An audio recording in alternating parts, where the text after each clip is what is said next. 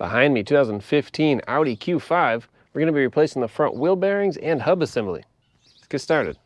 First thing we wanna do is take off our hubcap. Get a little angled pick, put it in this hole they provide for us, and we'll pull out. There we go. That exposes both our lug nuts and our axle nut. Let me zoom you in a little closer. Our axle nut is a giant 19mm Allen. With an impact wrench, it comes out pretty easy, but if you don't own one, what we can do before jacking the vehicle up is go ahead and break this loose. I'll use my impact. There we go. Now it's nice and loose, spins in there. We know we can get it out. Now let's pull our tire off. Our next possible challenge is our rotor stay. That is a T30. We use an impact driver for that. These make me nervous. Sometimes they could be rusted in or just reinstalled too tight after a brake job. Give it a whack. And not too bad. Now let's turn the wheel so we have access to our caliper bolts. So with our caliper, before we pull it off, we're gonna give ourselves a little slack so it goes back on easier. So we'll take a screwdriver or a little pry bar, put it in between the pad and the caliper, and just push on it a little. Then we'll do the same thing to the other side, pull on it a little. And that's pushing our caliper pistons in, giving us a little slop. Now we can pull our bolts off. They are 21mm. We'll take a caliper hanger and hang it on our upper control arm. There, that's out of the way. Now we can pop a rotor off. Sometimes these like to stick on, so we'll hit it with a hammer around the hub surface. We don't want to hit where the pads go, we'll damage our rotor.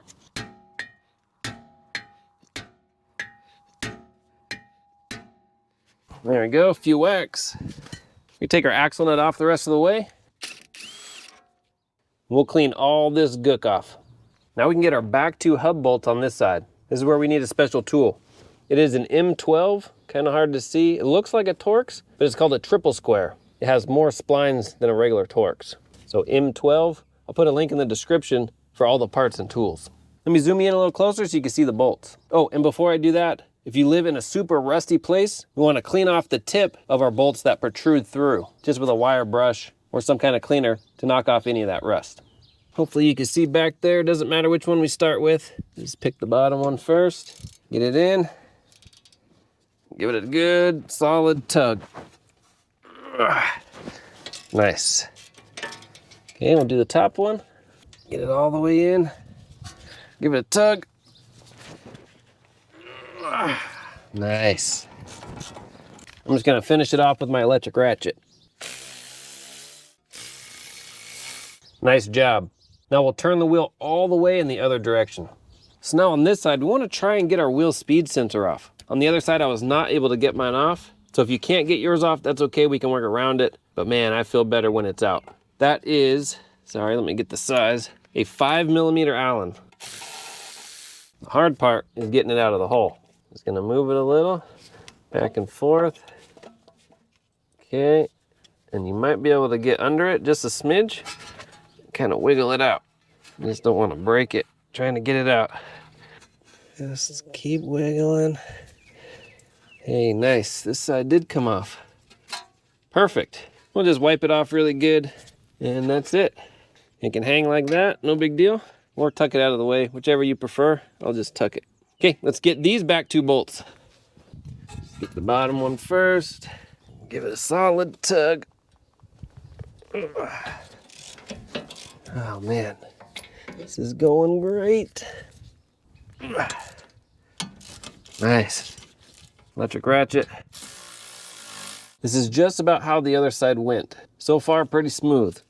All right, let me move you around. We'll straighten out our wheel and get our bearing out. All right, now we need some good old-fashioned muscles. We're gonna use a sledgehammer. We're gonna hit on the rim of the hub. There are different ways of pulling these out, so if you have a different method or you've seen a different method done, go ahead and post them in the comments. I love learning new things, and we can support each other that way. Here we go.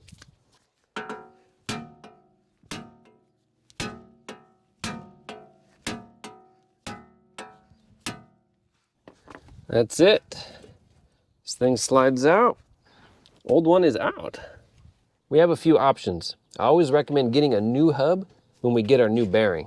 Now you can reuse the old hub. There's a way to separate the hub from the bearing, but if you use your old hub, we can't smash on it like we did to get it off. See, we dented the sides, so this is not reusable anymore. You have to find a different way to pull the bearing off of the knuckle. And these hubs are cheap enough, just buy a new one. The other option is they have these pre-assembled. This has to press into the bearing. You can buy them as an assembly where they are pre-pressed in. Now with that said, pressing them in isn't all that crazy, but you need the tool to do it. Let me show you that tool and how we can press these together. So this is our wheel bearing kit from ABN. A lot of brands out there make a similar kit. What we want, let me put this back, is the biggest step. Let me show you, it looks like this. So it has these little stairs. We want the biggest one. And that flat side goes against this ring right here. Let me show you that. And then we want to be extra careful with this magnetic tone ring. So we don't want any magnets near it. We don't want to set it on the ground and damage it or break this in any way. So this goes on like this. That's the biggest one. Then we have our through bolt with a washer. So that goes on, and this goes through. Now on this end, we'll cap it. This is 95514 out of the kit. And we'll put this flat side on like this, another washer, and then the nut. Get it all centered up the best we can. Nice and centered. All right. Now when we tighten this down, it'll suck everything together. Let me turn it sideways so you can see that. Let me get you a little centered better. There we go. So on this end is a 27 millimeter. And then on this end is a 32. Let's see if we can just suck it together.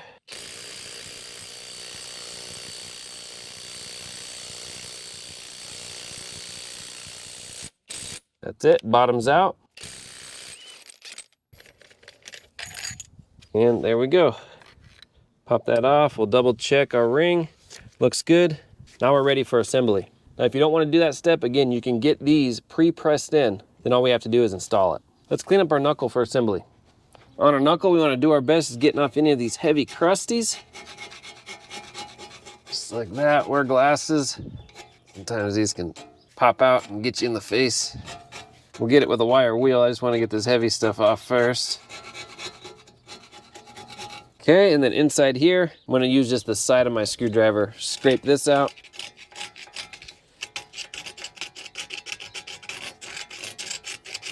And this is where having your wheel speed sensor out is of benefit. If you still have it in because you couldn't get it out, you just have to be careful scraping around it.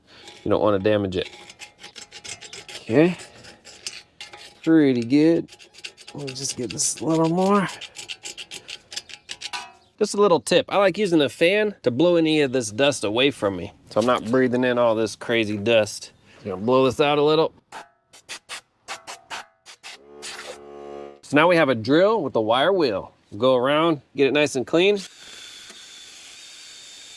Now we'll try to go inside. We can move our axle around as needed. There's some heavy stuff still on the bottom here. Perfect. Blow it out again. So now we're going to take just a little bit of anti-seize, put it in this hole. Just a light coating. We can put a little on the splines. Doesn't take a lot. Just a little film, rub it around. Okay, looks good. Splines, just kind of rub it a little. There's some grease in here from the old wheel bearing. You can even put that on the splines if you want. We'll back you up and we'll put on a new wheel bearing. Okay, so with the new one, I just put that protective cover back on. Just make sure it's clean. Perfect. We'll feed in our splines, just like that. Get that to go in. And we can turn it a smidge. Perfect.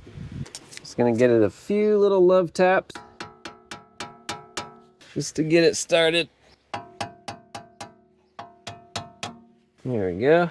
Make sure our axle is going through all the way. Perfect. Now let's make sure our holes line up. Again, we could tap it one way or the other.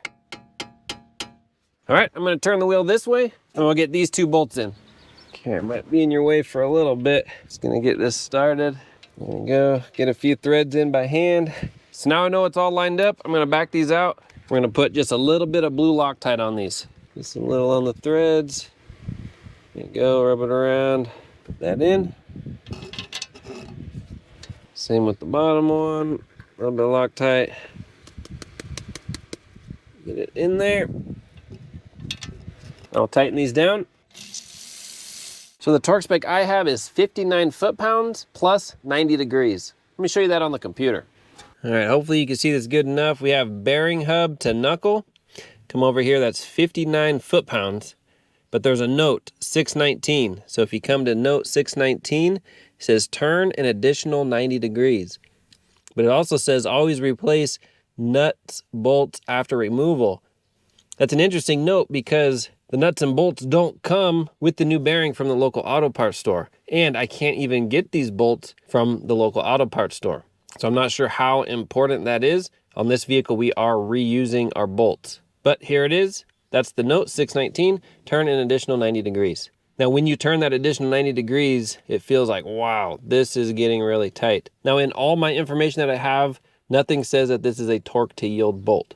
I imagine if it was a torque to yield one-time use, it would be with the bearing, you'd get a new set of bolts. Now, there are some brands online that give you new bolts, but the majority do not. So just something to keep in mind. Let's go back on the vehicle, get this torqued up.